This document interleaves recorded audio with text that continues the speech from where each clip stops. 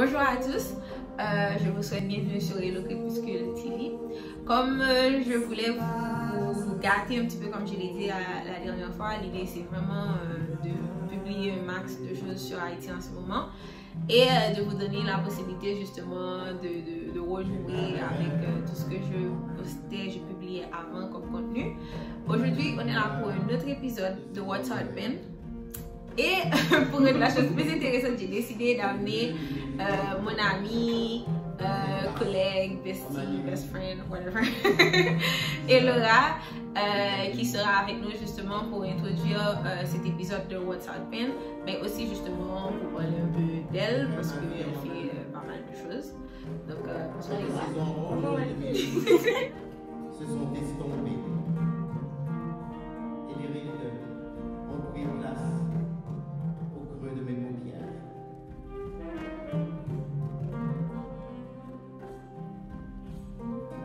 J'ai peint mes rêves en blanc. Bonjour à tous, donc moi je m'appelle Elora, je suis l'amiral Théodie du coup. Et je suis martiniquaise et en fait je m'intéresse beaucoup à la Caraïbe. D'ailleurs pourquoi j'ai fondé en fait un média pan-caribéen qui relie les pays de la Caraïbe entre eux. Donc c'est pour ça que ce genre d'exposition m'intéresse beaucoup.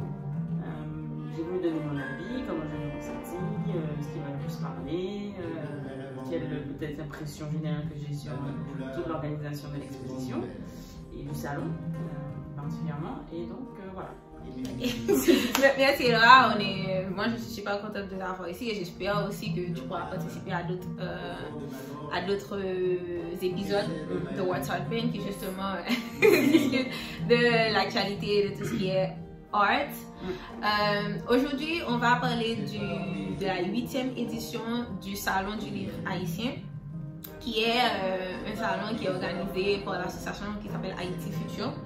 Et cette association, c'est une association qui évolue en Île-de-France depuis plus d'une dizaine d'années et qui ont vraiment intervenu sur plusieurs domaines, notamment l'éducation, et qui ont fait pas mal de choses en fait.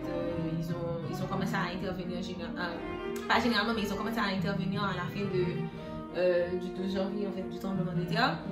Et leur contribution avait vraiment été importante et conséquente. Donc, je pense aussi que ce salon, c'est aussi une façon d'apporter la culture, d'apporter la littérature haïtienne à la France, de permettre aux Haïtiens qui évoluent en France d'avoir cette littérature à portée de main, mais aussi de permettre aux amis d'Haïti, aux personnes qui, comme toi, sont intéressées par Haïti, qui sont intéressées par la culture un peu afro-caribéenne, de se retrouver justement, d'apprendre un peu plus. Donc, on a assisté à 2 événements, donc, parce que ce salon, c'est la journée, il y a des conférences, il y a l'exposition en soi. Et à la fin, le soir, le samedi, il y a eu quand même une soirée un peu de lancement, une soirée culturelle avec des performances, etc. Nous, on a eu un petit peu de deux. Sur des gens à aimer dans ma vie, couleur de saison nouvelle.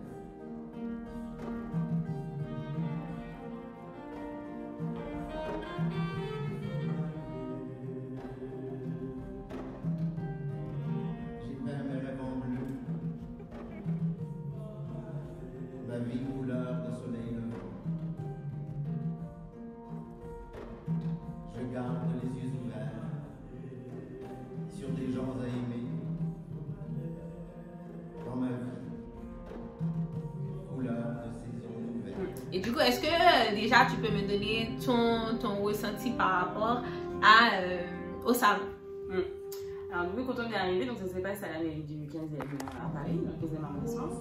Et donc quand on est arrivé, on avait plusieurs tables en fait devant nous où il y avait chaque exposant. Donc il y avait peut-être 80% d'exposants en livres, uniquement que des livres, et puis tout au fond à gauche, on avait un exposant plutôt centré artisanat, avec des bijoux, des huiles, des têtes d'oreiller par exemple, africains, haïtiens. Et donc voilà, mais après c'était peut-être plus pour donner un peu plus de couleur en fait au salon lui-même, mais c'était vraiment tourné vers le livre. Donc comment nous on s'est un peu orienté en fait entre les ailes, c'est que bon on s'est dit ben on regarde le livre, soit par exemple Wendy connaissait déjà, elle me disait ah mais j'ai étudié ça, au lycée, ça fait longtemps. ça m'a replongé dans des souvenirs quand j'étais enfant et tout, donc ça m'intéressait. Ou alors j'essaie de trouver moi peut-être des auteurs martiniquais que je connaissais ou guadeloupéens, d'autres caribéens en tout cas. Donc je suis tombée sur Raphaël Confiant, Aimé Césaire forcément, Édouard Bessin. Donc voilà, on les reconnaît, ça fait plaisir de les voir en fait aussi dans ce genre d'événement parce que bien que ce soit un salon du livre haïtien finalement, ça reste, comme elle a dit, les amis d'Haïti et donc nous on se retrouve aussi dans ce genre d'événement, donc ça fait toujours plaisir. Tout l'intérêt du salon aussi, c'est de permettre aux personnes, pas forcément comme toi, genre qui ne sont pas forcément haïtiennes, mais des personnes qui aimeraient apprendre un peu plus, justement, de se plonger dans cette façon de penser haïtienne, de se plonger dans ce quotidien un peu haïtien et d'apprendre un peu plus sur la culture, moi, c'est des livres que j'ai lus, par exemple, comme tu disais, quand j'étais encore à l'école, au lycée, tu vois, j'ai eu plusieurs étapes. J'ai eu un moment, c'était Daniela Ferrier. Après, j'ai eu un autre moment, c'était Louis-Philippe d'Alembert, tu vois. Après, j'ai eu un autre moment, c'était Gary Victor. Donc, il y a eu, voilà, c'est Gary Victor que tu vois, là, et elle fait la même. Donc c'est toujours bien d'apprendre à ces personnes-là ou aussi à nous peut-être qui connaissions peut-être certaines des œuvres de replonger un peu dans ça et de découvrir. Après ma question ce serait qu'est-ce que toi en fait tu penses avoir appris aussi de cette expérience étant haïtienne de cœur. Haïtienne de cœur, mais étant martiniquaise et par rapport à la représentation de manière générale de la littérature martiniquaise dans la littérature francophone générale. Alors moi j'ai découvert toute la littérature haïtienne quand j'ai mis les pieds dans le salon et je l'ai trouvé tout de suite. C'est mes premières impressions. Après j'ai pas encore eu le temps de bien me plonger sur chaque histoire, chaque auteur, etc. chaque livre. Mais c'est qu'elle était déjà riche quoi. Elle était très riche, il y avait beaucoup d'auteurs à disposition, de livres imagés. Tu te rappelles quand on est resté sur le livre photo là, le Pays Log. C'était, il y avait beaucoup de choix en fait, et j'ai vraiment senti, moi en tant que martiniquaise, ce sont des choses qui vont être ressenties plus fortes, je pense, parce que je vois vraiment une communauté, une nation. Et moi j'ai envie que mon pays aussi se retrouve dans une nation, se dise oh, regarde comment on fait des choses aussi extraordinaires, regardez comment on sommes beaux, etc. Et avec Haïti, c'est sûr qu'on aura ce côté fierté là que je ne retrouve pas malheureusement. Alors peut-être que je me rende déjà un peu plus souvent dans les salons martiniquais, mais je crains que ça n'existe pas. Ou alors ça va être dans un truc peut-être semaine du créole organisé par Paris, donc ce ne sera pas la même volonté de montrer un peuple aussi brillant, en tout cas dans le côté littéraire des choses, qui brille autant quoi. Donc moi j'ai vraiment trouvé la fierté haïtienne, j'ai trouvé ça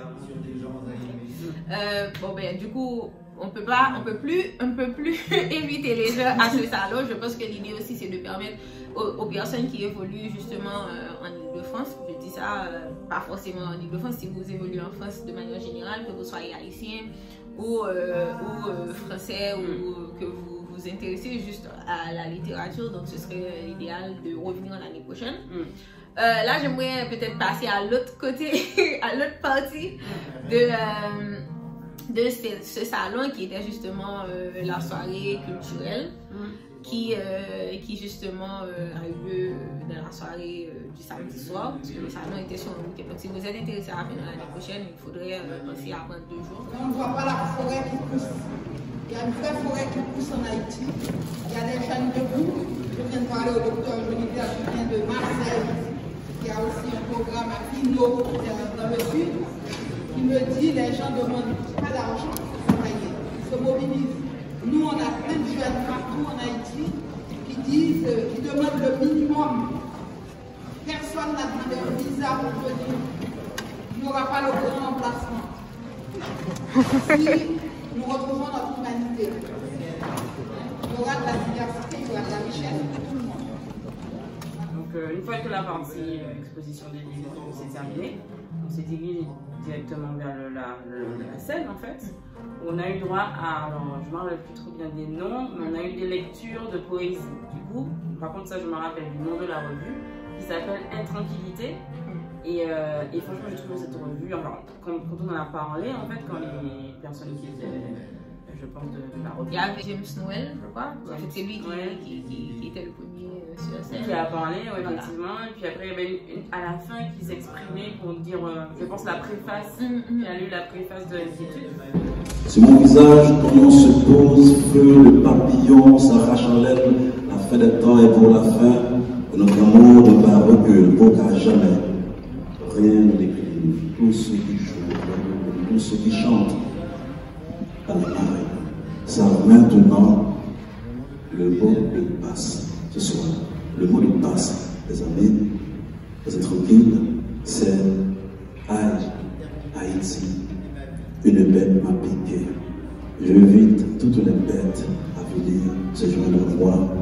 J'ai trouvé ça magnifique, quoi. C'est-à-dire que c'est un journal qui mettait en fait en relief des poésies, des textes, quoi d'autre, des poésies et des textes qui je sais pas comment c'est, qui sont pluriels, quoi. Il y avait un côté, non mais c'est difficile à dire.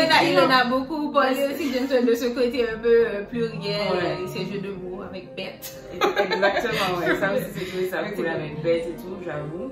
Et avec ce mélange, je ne sais pas si toi aussi tu avais remarqué, entre. Je pense que c'est ce qui aussi fait la particularité de la littérature haïtienne, c'est ce mélange parfois qu'on retrouve. En fait, on retrouve le créole même dans la façon. Parfois, ça se rapproche un peu du créolisme, si je peux dire, mais ça donne beaucoup plus de couleurs à la façon que c'est écrit, que c'est décrit, que c'est récité de manière générale. J'ai trouvé ça vraiment intéressant si vous êtes intéressés. Franchement, ouais, c'est super intéressant, vraiment. Et c'était poignant de la manière dont les gens ont lu finalement les textes, les différents textes. Beaucoup de choses, beaucoup d'émotions en tout cas. Donc c'était super intéressant. Puis après, on a eu droit à. On a eu la fille de Jacques-Stéphane Alexis, qui justement, sur la Révolution d'émotion, elle a annoncé le centenaire de son père, qui l'année prochaine, en fait, en avril 2022, ce sera le mois de son anniversaire. Donc de avril 2022 à avril 2023, on va avoir, en fait, on va célébrer les 100 ans de Jacques-Stéphane Alexis, qui, comme vous le savez, ou peut-être que vous ne le savez pas, a vraiment marqué plus que la littérature haïtienne, mais influencé la vie haïtienne de par son talent littéraire et idéologique. Mais vous savez tous qu'il est mort en 1961, il avait 39 ans, et en moins de 10 ans, il a produit une œuvre littéraire, donc 3 romans et un livre de contes, qui restent comme des temps forts de la littérature haïtienne du XXe siècle.